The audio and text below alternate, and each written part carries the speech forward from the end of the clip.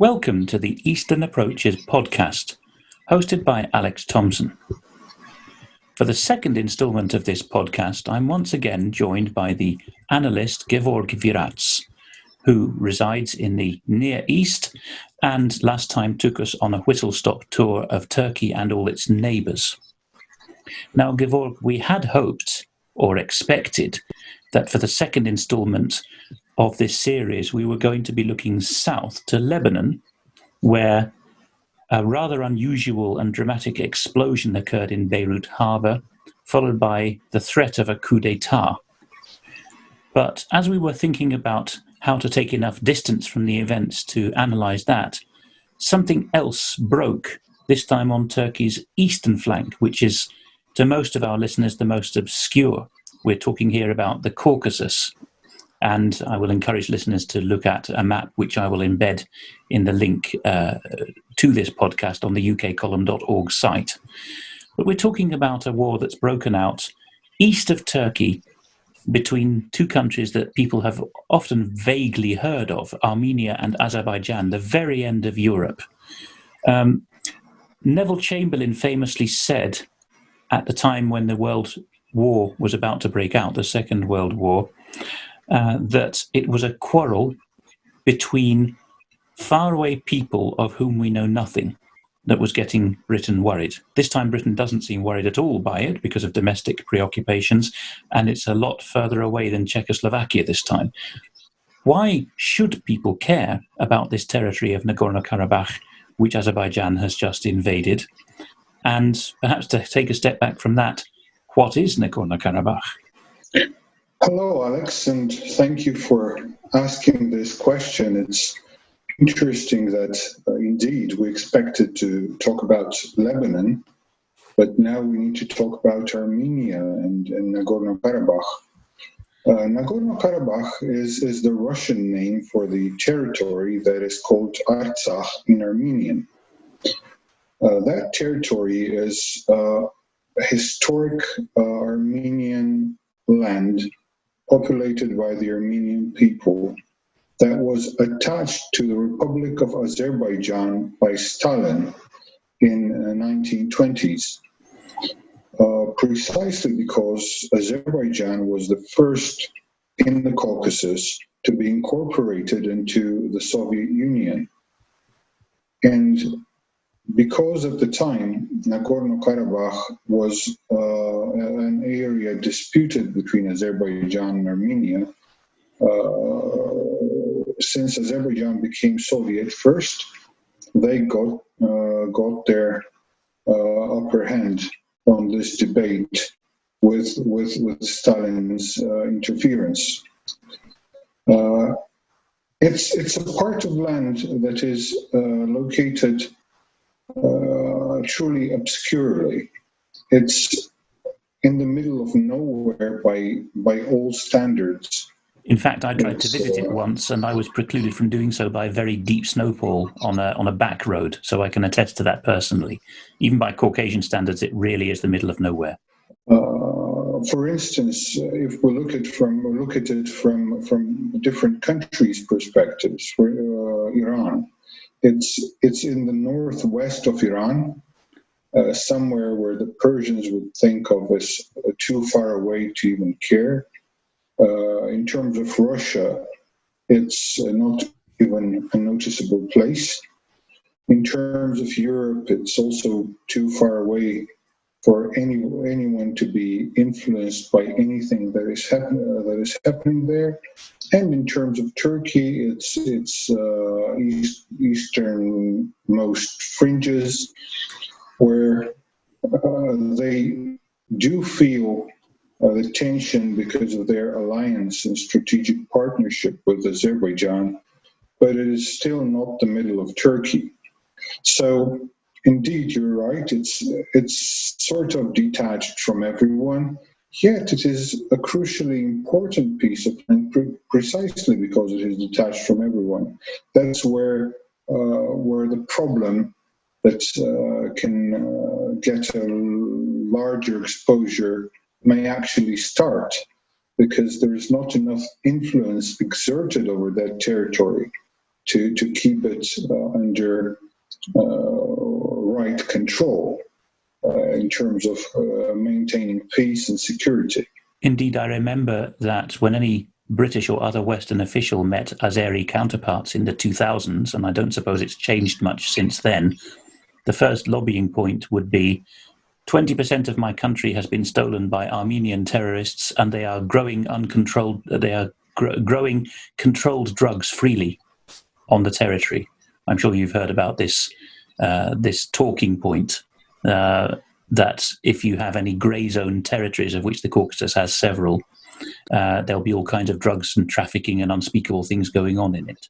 Well, going back to what I've mentioned in our previous conversation, Dilyana Gaytanjiyeva's perfect work on exposing Azeri international money laundering and trafficking, I would suggest that Azerbaijan, before considering any other country in the world, and I literally mean it, any other country in the world, to violate any of the controlled prescriptions, I would suggest they need to look at themselves very, very carefully, because they have been involved in international violations, in criminal atrocities, massacres for almost 3 decades now. And the fact that they have a recognized statehood to back up for that doesn't mean that they're entitled to disregarding international law and the norms of ordinary morals, the common sense. Unfortunately, that hasn't been the case with Azerbaijan, because the conflict in 1990 started off by an Azeri attempt to massacre the Armenians in Nagorno-Karabakh, when the Armenians have come out peacefully to declare their desire to get out of the Azeri state that was about to be proclaimed and to join Armenia. And after those peaceful demonstrations with people invoking their right, a Soviet constitutional right actually, to determine themselves freely, these people were met with utter violence on behalf of the Azeri state police and military services. And this situation that led to subsequent war is unresolved to this day. So the difficulty that we're facing today is not anything new.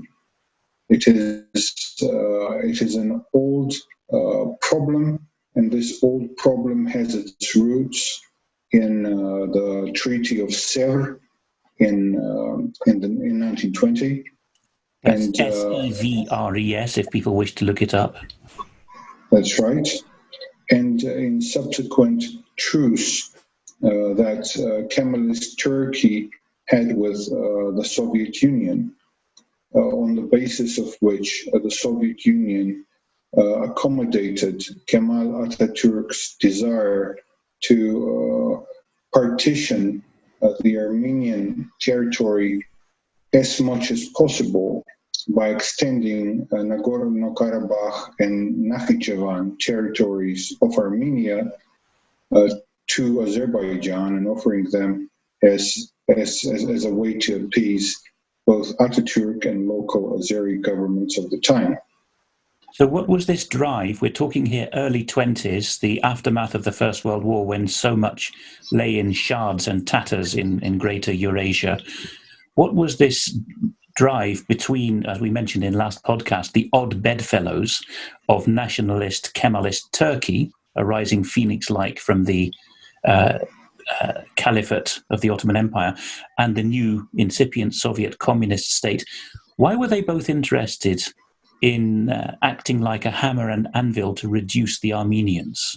most people's view of the Armenians is a bit like the Jews, clever, brainy people with not much land, lovely music, great craft skills.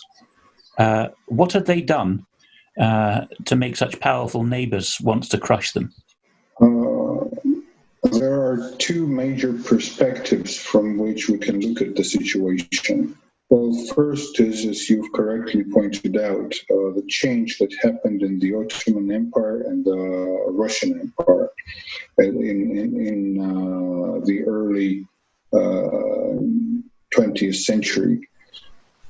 The Ottoman Empire has just perpetrated the Armenian genocide, and one of the first things that Kemal Atatürk has instilled in the new Turkish society was for the law that prohibited the Armenian refugees from returning to Turkey, to this newly proclaimed land, and all the Armenian refugees from the Armenian genocide and the Ottoman Empire were stripped of their Ottoman and subsequently Turkish citizenship. Now, this was the world's first modern problem of stateless refugees at any scale, was the Armenians. Well, not the first, but definitely one of the earlier ones in the 20th century. As much as some people might not like remembering it, but we definitely need to remember the Afrikaners in South Africa. Yes, that's a good 15, 20 years earlier. What I was going to say is that Stalin, with his solution, came later. It was the period when Lenin dreamed of an international communist revolution, and they expected Atatürk to become a communist and actually join the Soviet Union as its extension in Asia Minor, which of course never happened. The Russians, the communist Russians, the Bolsheviks, have flooded Turkey with armor and gold, while the Russians themselves were starving and fighting in their own civil war. So the decision from the Turkish point of view was based on their desire to expropriate all the Armenian property that was left in Turkey, to extort all the financial belongings. And of course, we know that the finances in the Ottoman Empire were largely controlled by the Armenian population, well, mainly because they were very good at it, but also because they had the exposure to the areas in the Middle East and the British Raj where they could trade, whereas the Turks would not view trade or trading as something that is appropriate for a good Muslim to be engaged in. So, with the extermination of the Armenians, Atatürk has set himself this goal of trying to secure all the property and the land, and he asked the Russians to assist in that, which the communists did with vigor. And we must remember that at that time, when Armenian Republic was still independent, that was a short-lived independence in 1918 till 1920, Armenia was the only British ally in that region. And in fact, interestingly, the British regiment in Armenia used to fight side by side with the Armenians against the Turks in the southeast of the country. Not many people are aware of that, but that's the historic fact that we have. If that's the prior history, sorry to interrupt, but why is it that come the early 1990s, and people are familiar with this, even if they haven't followed the Caucasus, they know about the other example of the Balkans, that the communist system collapses and all this internecine strife between ethnic groups arises, often falsely called ancient hatreds. They're pretty modern, instilled hatreds, actually. Propaganda does a wonderful job. But if people haven't followed the Caucasus, they still know about this tendency of this period of the 90s when things flared up. In fact, Nagorno-Karabakh and Chechnya and Bosnia were all mentioned, by the bien-pensants in London in the 90s, all in the same breath, basically. Why then, with that history of British military alliance with the Highlanders fighting under Andronik and these others in the 1920s, why, when it came to the 90s, did Britain, uniquely among the major European and North American powers, not join up for the Minsk group under the auspices of the Organization for Security and Cooperation in Europe, at a time when Britain was very interested in the conflicts raging in Georgia, those in Ossetia and Abkhazia, and has long pursued diplomacy and gone through EU channels and OSCE channels to resolve them? Why does Britain's Foreign Office and Ministry of Defence seem to have had extremely low interest in Nagorno-Karabakh, with the one interesting exception of Tony Blair early in office, apparently off the cuff, promising a British peacekeeping battalion if there were a political solution reached between Armenia and Azerbaijan? Well, we need to be aware of the history and of what happened afterwards in order to answer this question. And as we all know, Turkey didn't become a communist state. Turkey didn't join the Soviet Union and didn't expand with the Soviet Union in the future. What it did instead was joining NATO and becoming a part of the joint interest of the Anglo-American alliance. And with the US military bases in Turkey, and with a strong British interest in maintaining Turkey as its primary base in the Middle East, should something happen to its ties with the Arab world. I doubt very much that Britain could also maintain any significant interest in the opposite camp. That's precisely why the Armenians, when they had to choose for cooperation amongst possibilities in Europe and beyond, they turned to the United States and France before they have established any sort of close ties with the British state. However, there are prominent British individuals that have always shown their cooperation with Armenia, because to them, the Armenian cause was a pure representation of what a fight for justice and a struggle for freedom truly is. This goes back as far as Lord Byron, doesn't it?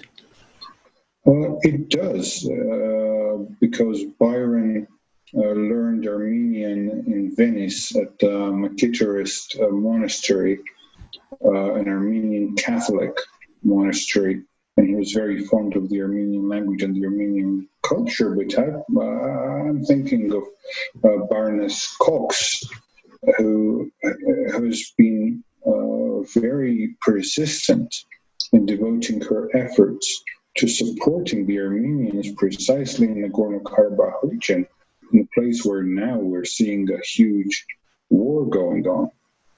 In fact, Lady Caroline Cox has written to Tahir Tagizadeh, the Azeri ambassador in London, just this month. I have here a letter of the 10th of September 2020. And perhaps I'll read the opening section of that, because it provides a summary of what you've been saying. I know it's hard on listeners when we're talking about such unfamiliar parts of outlying Europe to summarize the names and the dates. But she says, "Dear Ambassador, your letter of the 7th of September refers to so many misconceptions that I find it necessary to put some alternative accounts of reality on the record. In particular, I wish to highlight concerns about Nagorno-Karabakh." This is the first section of her letter, and we'll read another one later. Lady Cox writes, "It was Stalin who located the ancient Armenian land of Karabakh, or Artsakh, with a 95% Armenian population, in Azerbaijan as a, quote, autonomous region, unquote, of course, the Soviets, comment here by Alex, the Soviets did this in many republics. They made things supposedly autonomous, such as South Ossetia within Georgia. Lady Cox goes on, Azerbaijan, or of course Crimea within Ukraine under Khrushchev. Azerbaijan, Lady Cox continues, later usurped large swathes of its lowlands. If people look on the map, they'll see that Nagorno-Karabakh is an enclave entirely within Azerbaijan. And Azerbaijan created Nagorno-Karabakh as a mountainous enclave detached from Armenia. Between 1991 and 1994, Azerbaijan initiated a war against the Armenian population living in Nagorno-Karabakh, in breach of internationally recognized conventions. For example, by the use of cluster bombs and 400 Grad missiles a day fired onto the civilian population of Stepanakert, the main town there. I was there, adds Lady Cox, and can testify to the truth of this violation of human rights. I also witnessed the immediate aftermath of the massacre by Azeris at Maraga and saw decapitated civilian bodies and homes still smouldering from the military attack. Further evidence is recorded in Ethnic Cleansing in Progress, War in Nagorno-Karabakh, by Caroline Cox and John Eibner, E-I-B-N-E-R, 1993.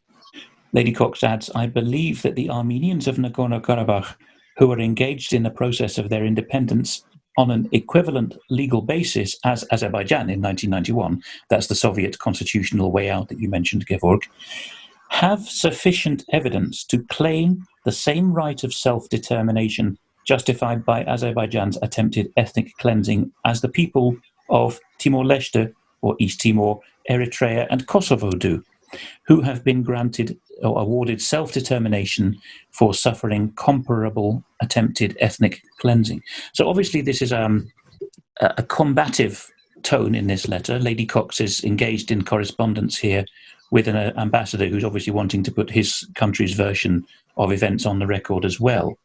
But how does a member of the House of Lords, not one by birth, of course, but one who was appointed by Mrs. Thatcher on merit, get so involved in the case?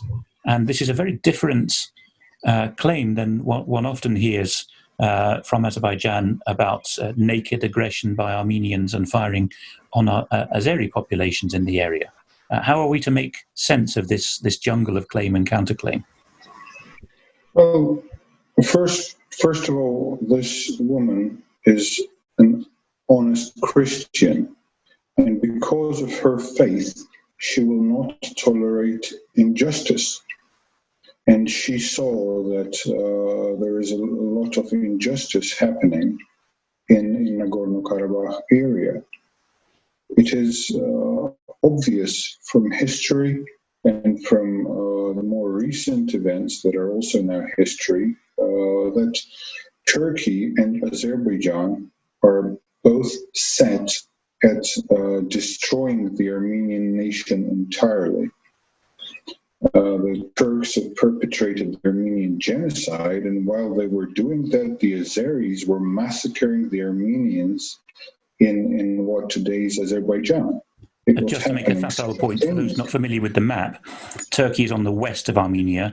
Armenia, at the relevant point, has a corridor of, 50 miles or less? And then you've got this larger, richer country compared with Armenia, namely Azerbaijan on the east. So it really is an isthmus, a narrow strip of land buffered between two much, much larger, more populous, richer countries. Their aim is to unite at Armenia's expense, because the Turks, as set in their 1908 model for then the Ottoman Empire, but the ideas have continued subsequently within the Turkish society, Turks are aiming to create a unity of the Turkic peoples, which they call the Greater Turan. That's the whole territory from Bosnia to Central Asia and even to Yakutia in Russia, because everywhere from the east to the west, you will find the people of Turkic stock, And the Turks had this idea of creating an ethno-nationalist empire, and Armenia is in the way. Armenia sits right in between Turkey and the rest of the Turkic world. But this is certainly a concern for Europeans as well, isn't it? Because in the Netherlands, in Germany, in Austria, in France, we're starting to see very big nationalist Turkish demonstrations on the streets, and big trouble with police if those demonstrations are ever curtailed. Turkish government ministers come to address these rallies when they can, certainly send them moral succor. And the message often is, you are in Europe to be an arm of the Turkish state. So could this Turkish ethno-nationalist empire, this Pan-Turkic state, end up embracing Western Europe or parts of it in the end as well? We don't know, but what we do know is that once the Ottoman Empire was stopped at the gates of Vienna, now the gates of Vienna are no longer holding them back. The Turkish population is very comfortably placed far beyond Vienna in terms of the European continent. And we don't know what the Turkish state is going to do with the influence that it has over its Turkish and foreign citizens of Turkish origin subject. Some of those examples we've already seen in Germany, for instance, when Erdoğan visited Germany a few years ago, and there were mass demonstrations by the ethnic Turks in Germany supporting Erdoğan, even though the interest of the German people and the interest of the Turkic peoples or Turkish people aren't always the same. Now, I would say also that Europeans today are not very aware of the difficulties they're facing on multiple levels. It's not just to do with Turkey and Turkish influence, but it is also the way the European Union builds their policies in terms of radical Islam. As we all know, many members of ISIS were actually from the European Union, and then sadly some of them were from Britain as well. So are the European governments really aware of the danger that this poses? I'm not sure, I'm not convinced. There's a particular interest in many countries, the Netherlands, Belgium, France, Britain. In one of them, Shamina Begum has become a cause célèbre. There's a high interest, it seems, in the interior ministries of Western European countries in spiriting the women back from Syria to their, I was going to say home countries, but their countries of passport or country of residence would be a better way of putting it, often in the dead of night or with threats of sanctions against journalists for mentioning details. Why such interest in bringing back women who in many cases have documented participation or have had a documented participation in some very heinous acts in Syria and elsewhere? Going back to Armenia, though, Alex, because we've parted from the topic a little bit, I would like to underline this. Now, Armenia is an obscure place in the middle of nowhere, okay? And Nagorno-Karabakh is also something like that as well to the Europeans. However, we must remember that everything in the world is interconnected, and now the pressure that is being put on Armenia from Turkey and Azerbaijan, that pressure, never, of course, not when, but if possibly, that pressure would no longer need to be put there, could go elsewhere, okay? So I believe it's important right now to recognize the fact that Armenia and Nagorno-Karabakh, the Armenians of Artsakh today, are protecting the balance in the Middle East and also in Europe by keeping the whole Turkish agenda in check. the influence from different parts of the world, including Russia and the United States of America and China. But this is crucial for understanding the whole architecture of the Middle East. You have just a few countries that are as important and as well placed, in inverted commas, as is Armenia. And certainly Armenia is one of those countries. Remove that, and what you get is a totally different structure of the Middle East, a far more directed at expansion, both eastwards and westwards. Armenia is, in terms of its standing within the former Soviet Union and the Commonwealth of Independent States, Armenia and Belarus are in the same bracket in that they are not entirely aligned. They're often offhandedly called pro-Russian countries, and it's often remarked that this is unusual for Russia's immediate neighbors. Usually they flip to total alignment with the United States, the European Union and NATO, economically, militarily, and in other ways, particularly the social transformation agenda. Armenia and Belarus have been quite recalcitrant in that regard, preserving traditional family values, old-fashioned political life, and a warm relation with Moscow.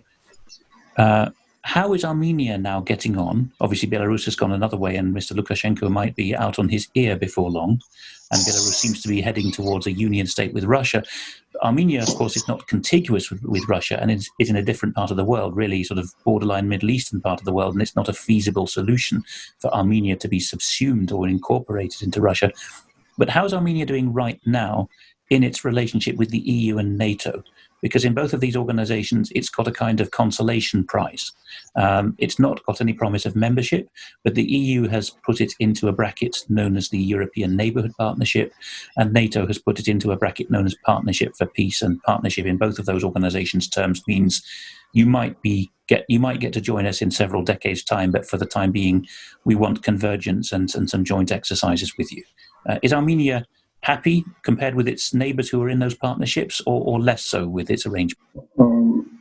There is a general tendency in the Armenian people to disregard these large entities. So we're haters of any unions, the Armenian people. The Armenian people like to deal with every single nation individually, because traditionally the Armenians have preserved their identity within different imperial frameworks, and because of that, they view other peoples as vessels of an important identity that is of value, and only through dealing with that identity you can enrich each other in a positive way, because you can observe what others have to offer and through that benefit each other. But politically and geopolitically, the Armenians are of course they are in the Russian-led union that is of little value other than selling the Armenians Russian military equipment at prices that are lower than they would sell internationally. It is important enough a reason to be in that union for the Armenians, because Armenia isn't a rich country, and it isn't able to compete always with what Turkey has and what Azerbaijan has, because Azerbaijan has large reserves of oil and they're benefiting from that. And Turkey is benefiting from its position in the Middle East, and of course from all the Armenian, Greek, and the Assyrian belongings that they have stolen in the First World War.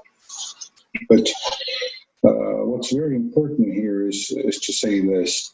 The Armenians do not have any animosity whatsoever to the West or to the Russians or to anyone else for that matter, except, of course, their feelings towards the Turkish state and the Azeri states.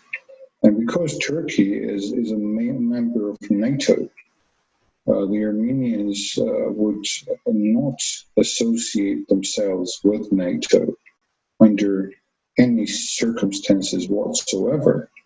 Now, partnering with NATO and with certain NATO countries would be fine, and that is going on.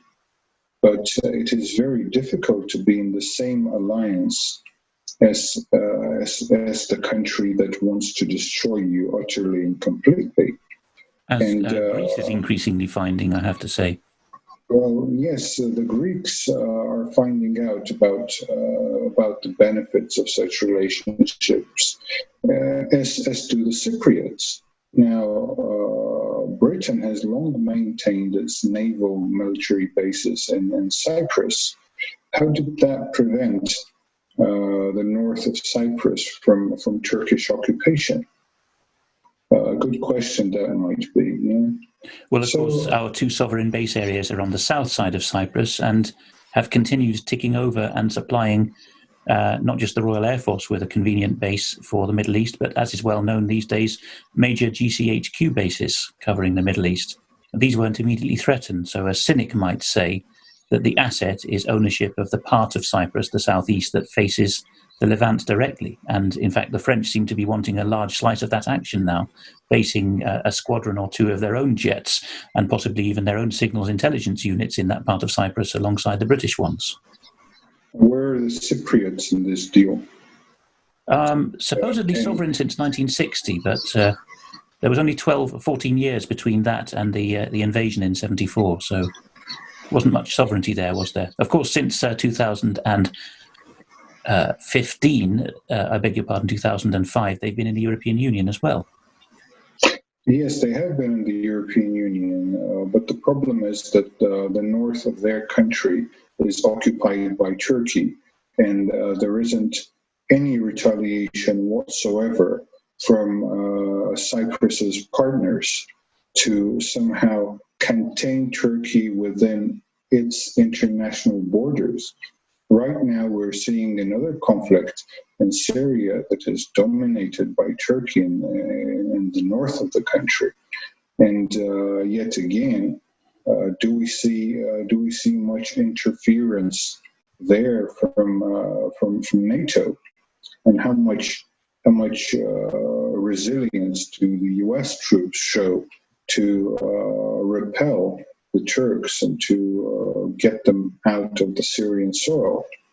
With all due respect to the good that is done by the Western powers, it is important to recognize that continuous recognition of Turkey as a state at the same level as other states has emboldened Turkey, because Turkey hasn't been initially created as a normal state, and it does not continue as a normal state. Now we're getting somewhere, because I hope this completes or complements your thought.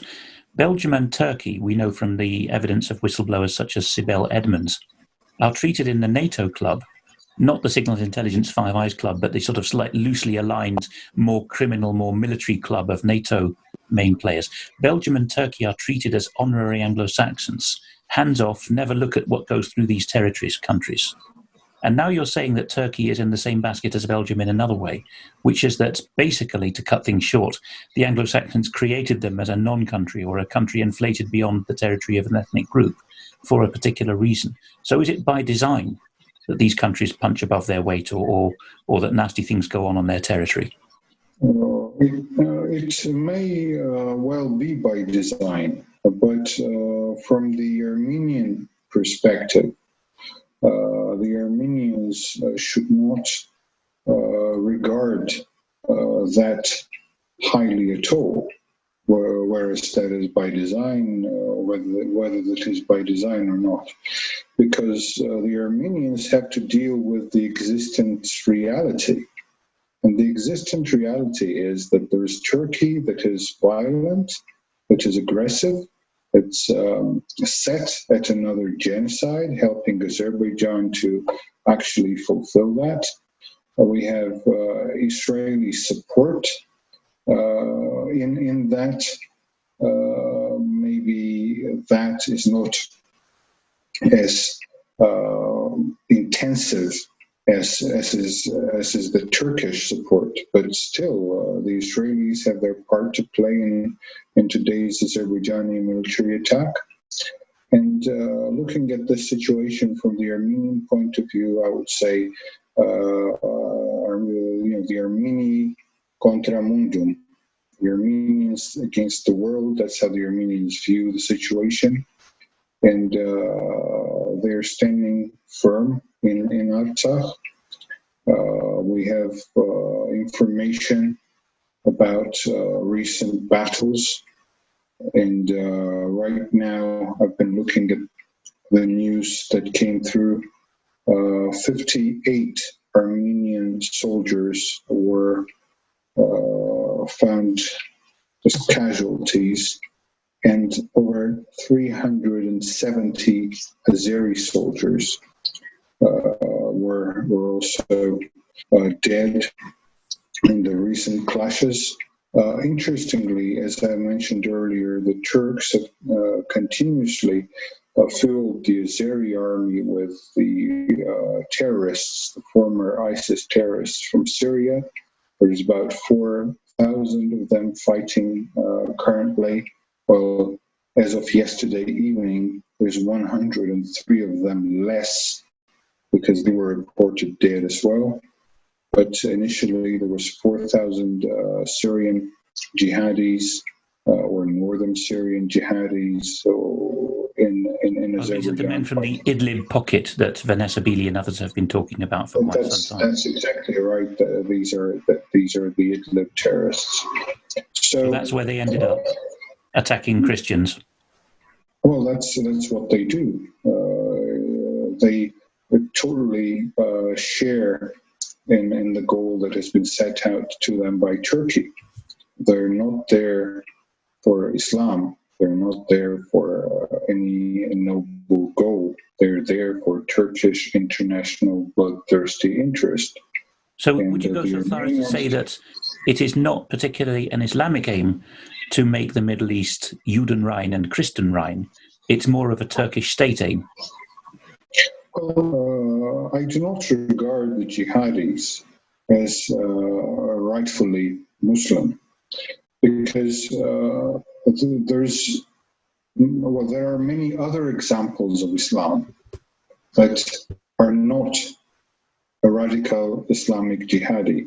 To me, these are merely terrorists under the guise of what they call Islam. But that's another story. Now, they do pose as Muslims, and we sort of perceive them that way.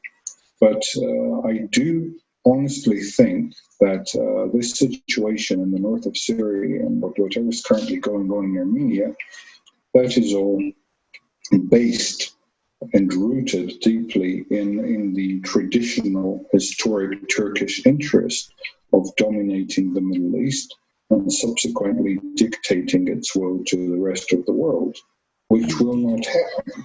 The other countries we've been talking about all have an Armenian diaspora presence. There's even some in eastern Turkey to this day, although I understand many of them are unaware themselves that they have Armenian progenitors, or they are aware of it and conceal it, which also happened with some of the Christian ethnicities in the Soviet Union, the Greeks and the Armenians. But the other countries around, Syria and Lebanon in particular, have got very substantial Armenian diasporas from the time of the genocide a century ago, haven't they? Although that's been thinned out by the war. Does that affect the relation between the states as well? which states do you mean exactly, Alex? Between Lebanon and Syria on the one hand and Turkey on the other, the presence of the Armenians. Well, these two countries are two different examples, because Lebanon is such a mishmash of cultures and traditions that it's always important to look at the situation carefully. Whenever the Sunnis are in power in Lebanon, then we know that the interest, the Turkish interest, is going to be advanced there. Whenever the Shias have the upper hand, then the interest of Iran is going to prevail over the other parties. And of course, if the Christians, the Maronite Christians, are in power, then Lebanon is going to be more pro-French and pro-European. So with Lebanon, the Armenian population is very neutral. It stands for the integrity of the state of Lebanon. The Armenians of Lebanon like the fact that the citizens of Lebanon have their freedoms there, and it is not a state based on Sharia law, because the Armenians are Christian and they would not like to live under Sharia law. But the Armenians do not side with any particular group in Lebanon. They're preoccupied with preservation. The Armenian community, and then with establishing closer links with the other Armenians in the region and beyond. Whereas in Syria, the Armenians, of course, are a small minority compared to the Sunnis. But the interesting fact about Syria is that Syria is currently ruled by a family that belongs to another minority, the Alawite minority. And these Alawites, these are friendlier people towards the Armenians than are the Sunnis of the rest of Syria, because the Sunnis of the rest of Syria are far more inclined to cooperate with Sunni Turkey, and many of them see Erdoğan as their natural leader, because he's the successor of the Sultan who used to rule over them for centuries. So the Armenians in Syria are far more aligned generally with the government of Syria, and they support the government of Syria, even though, of course, they're criticized for it by the other Syrians and many of the Syrians.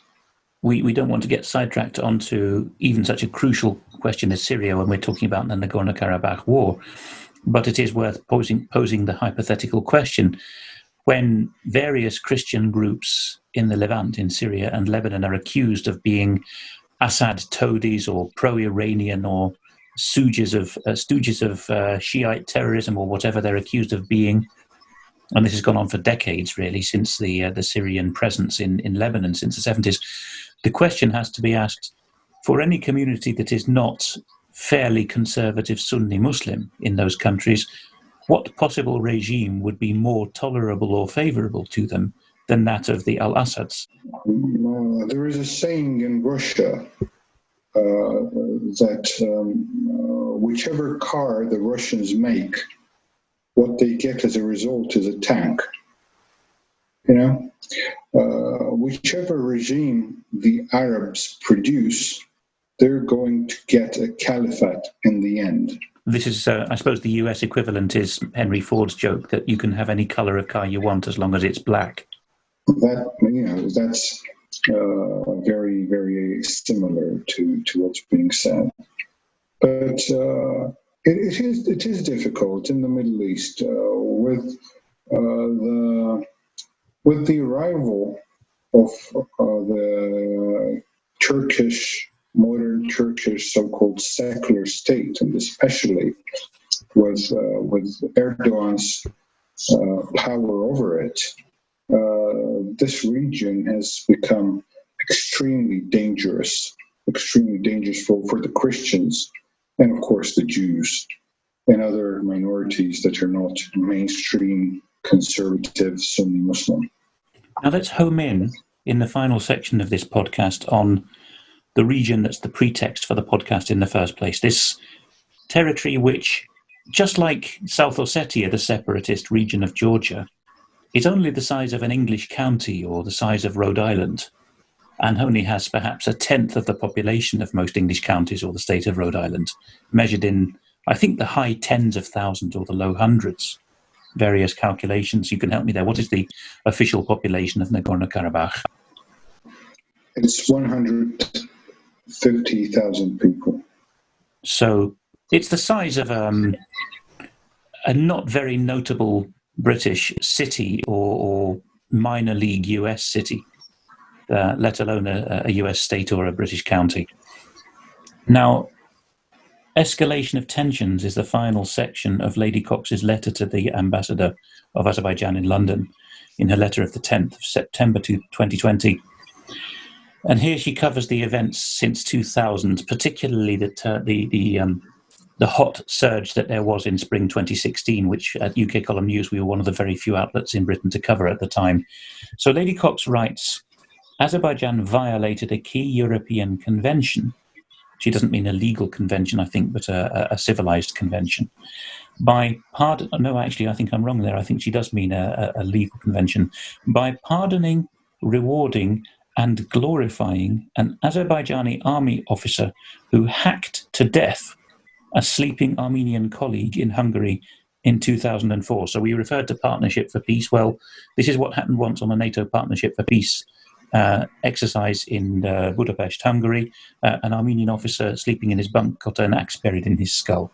Lady Cox continues, according to a recent judgment by the European Court of Human Rights, Azerbaijan's actions amounted to the approval and endorsement of this very serious ethnically biased crime. That's, it does say ethnically biased, probably based, is what's meant, but these are quotes in that sentence from the ECHR judgment. Lady Cox continues, over a 4-day period in April 2016, Azeri forces launched an offensive into the territories controlled by Armenian forces in Nagorno-Karabakh, resulting in many deaths. I think I'm right in saying it was in the order of 250 Armenian military losses, correct, Gevorg? In July this year? No, in April 2016. In April 2016, that's about correct. That's right. Lady Cox continues, in July this year, 2020, Azerbaijan, so we're getting into the immediate run-up now that you referred to.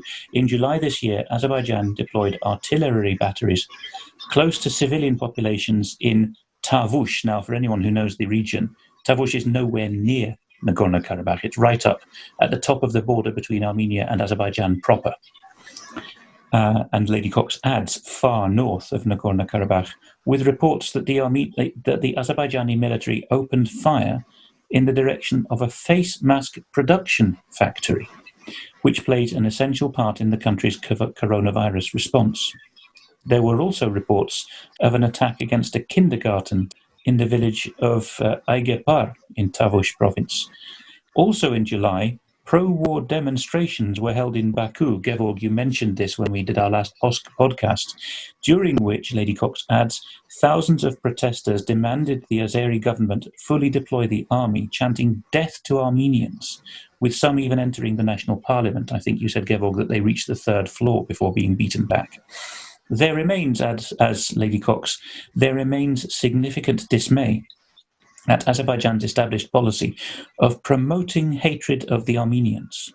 I myself, Gevorg, as I think I've mentioned to you in the past, have seen school books and general culture guides for tourists produced in Azerbaijan as late as 2007. I'm sure it hasn't changed since, that talk about the wicked Armenian terrorists and children being interviewed about their desires and saying, I want to kill Armenians. So it's really North Korean stuff, including, adds Lady Cox, the teaching of hatred in schools and proclaiming Armenia #1 enemy, as well as recent inflammatory statements from the Azerbaijani Defense Ministry. Quote from the Azerbaijani MOD, the Armenian side must not forget that the state-of-the-art missile systems our army has are capable of launching a precision strike on the Metsamor nuclear power plant. So yes, a country in supposedly Europe for some purposes, has threatened to bomb a nuclear power plant. End of quote in the letter. Lady Cox continues, such a hostile policy underpins the widespread concern that Azerbaijan is committed to war and cruelty rather than the promotion of cross-border dialogue and a truly just settlement to the aftermath of previous aggression. And then Lady Cox signs off courteously. Gevorg, we could go any number of ways with this, but let's talk in a serious and civilized way for a moment about the Azerbaijani people. I've enjoyed their wonderful kindness and hospitality on visits myself. You've already said that the Armenian attitude is to distinguish the government of Turkey and Azerbaijan from the people. But what is it about the government cadre in Azerbaijan that makes them, quite frankly, below European or international norms of behavior? I mean, I myself have witnessed at events in London held by the Foreign Office and its hangers-on in the NGO world, I have witnessed trainee Azerbaijani diplomats get up and scream at the top of their lungs and turn purple in the face with rage when footage has been shown of people getting on with their lives in Stepanakert in Nagorno-Karabakh. And the yelling was of the order of, how dare you taunt us Azerbaijani people with this terrorism? I am so proud of my country, we will invade it and take it back. What is the source of this behavior? Has this cadre of government and military people in Azerbaijan been mind-controlled? No, this is interesting. Well, first of all, I don't think that you and I should find any difficulty in talking about Azerbaijan in a civilized manner, because the Azeris, in as much as atrocious they might be, are still people who are here to stay. They're not going anywhere. They're no aliens to this world, and we understand that these people have had their difficulties, and there is their side to the story, and there is a multi-layer side to their story as well. Now, after all, they have arrived in our region, in the Caucasus and in the north of the Middle East, from their Central Asian steppes, and they need to somehow establish themselves in our region. Now, they've been living in the region for quite some time. The time was apparently not enough for them to settle in a way that the other peoples have settled in, but maybe with the time they will. But as of now, they are a society that is controlled by beys, that is, chieftains in a Turkic society, and that's their natural state of life.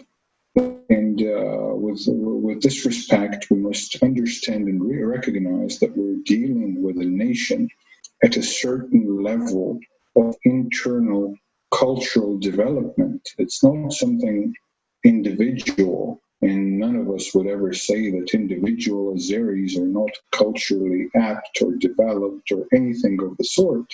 But as a society, one does need history in order to become an established nation that can function within itself and function well. Now, Azerbaijan has only come into existence in 1918. That's the first time ever when this word Azerbaijan was uttered in regard to the territory where it exists. The Armenians often joke that Coca-Cola is older than Azerbaijan. And not just this, but just to interrupt for a moment, Matthew Arnold, the son of the famous school headmaster Thomas Arnold, Matthew Arnold wrote many epic poems in the mid-19th century, including one about Sohrab and Rustum, two ancient Persian heroes and their fatal encounter. And that's a famous piece of English poetry that many people used to memorize at school, maybe not in my parents' generation, but my grandparents' generation. And Azerbaijan features there as yet another Persian province. So absolutely, Azerbaijan as the name of a republic or as having to do with Turkic peoples is only a century old. Interestingly enough, the historic name of Azerbaijan was never attributed to this particular area in the world. the real Azerbaijan lies southwards to Armenia and the Republic of Azerbaijan of today. It is in Iran. And Iran still has West Azerbaijan and East Azerbaijan as its provinces. The only reason why this territory was named Azerbaijan is because no other name could unify the different Turkic tribes that lived in that territory with the indigenous peoples of the north of that country. That are the mountainous Caucasian peoples, because the original name of the dominant population there was the Caucasian Tatars, and then they were joined by the Talush of Iran, and the Talush is a name for a Persian group of people, and there were also the people that are called the Lezgi in the north, and there are the Tsahurs that are also in the north. They're the Dagestani northern people. Now, how do you bring these peoples together, and what name do you give them in order to somehow forge this unity? Because you want to create a republic that now will dominate this territory. So the term Azerbaijan was appropriated because it was the nearest thing to that place. And they couldn't call the territory Georgia because Georgia is something else, and Armenia also is something else. So they couldn't call it Tatarstan because the name was taken by a bunch of people in central Russia. Even that name was taken, and Stalin affirmed this name because. But actually, interestingly, when the Tatars proclaimed their Republic of Azerbaijan, they would still call themselves the Tatar people, the Caucasian Tatar people, citizens of the Republic of Azerbaijan. And then the Stalin regime, in that period, they have actually created the Azerbaijani people as an ethnos, as a people group.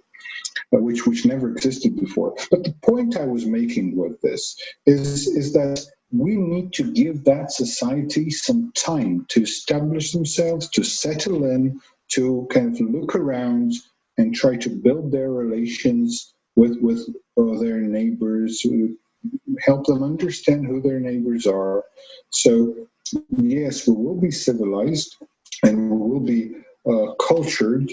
But when it comes to the interest of the Armenian people and the inalienable right of the Armenian people to live on the Armenian soil that has been Armenia and populated by the Armenian people for thousands of years.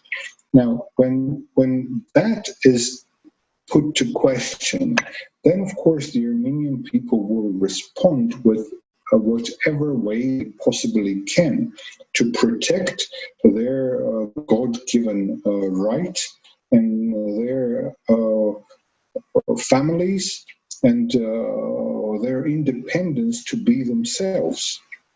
Never mind Stalin's decisions or Lenin's decisions or Atatürk's decisions. Armenians are determined to exist, and they will exist, and this is manifest in the fact that over 90 million people, Turkey and Azerbaijan put together, have been fighting the Armenian nation for the last 100 years in different manifestations of this fight, yet they couldn't succeed because the determination of the Armenian people is very, very strong.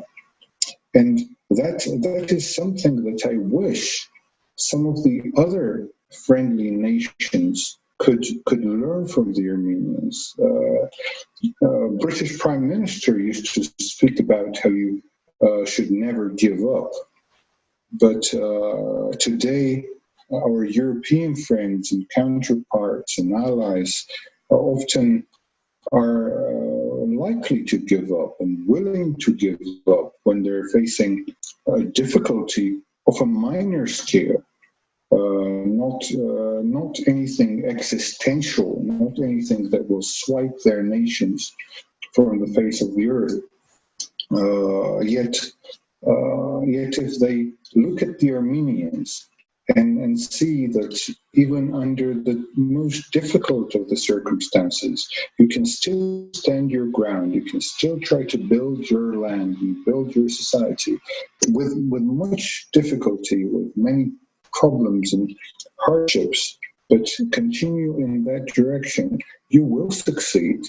And I want to assure our listeners that right now the situation at the front in Armenia and Artsakh with Azerbaijan is quite heavy. It's very heavy because the military budget that Azerbaijan has at hand is larger than the entire Armenian budget. Yet, nevertheless, the Armenians are going to actually win this war. And the Armenians are going to persevere. The Armenians are going to show the world once again that they're determined to stand for what they believe is just, what is right, because this often goes in the Israeli-Arab relationships. When the Israelis say that the day when the Palestinians stop shooting, the war will end. Because the Israelis won't shoot anymore. Now, I don't want to say anything about whether that is true or not, but certainly in the Armenian situation, in case of the war with Armenia and Azerbaijan, then it is true, because the Armenians are not intended at any military attack at anyone else. The Armenians are protecting themselves, and that they will do. And very soon, hopefully, we shall all be witnesses of the outcome of this strife. And with that closing prospect, Gevorg, I'd like to thank you very sincerely for taking the time to give us the details of this new war, the first 48 hours, as we speak, of a full frontal attack on Nagorno-Karabakh. And your description of the Armenian people, I think, is particularly striking when UK Column spends so much of its time deploring the reign of health and safety culture and the misuse of risk assessments. One might almost be tempted to say that the Armenians' worst enemy could inflict the worst pain on them by spreading the health and safety culture, which is conspicuous by its absence. But many thanks indeed for this. Life goes on, as you say, and I trust that in a couple of weeks' time we'll be able to continue our peregrinations of the region, either looking to the south to Lebanon the next time, or possibly to Belarus in the north, depending on which coup has happened first. Indeed, Alex. Until then, and so be you. All the best to all our listeners.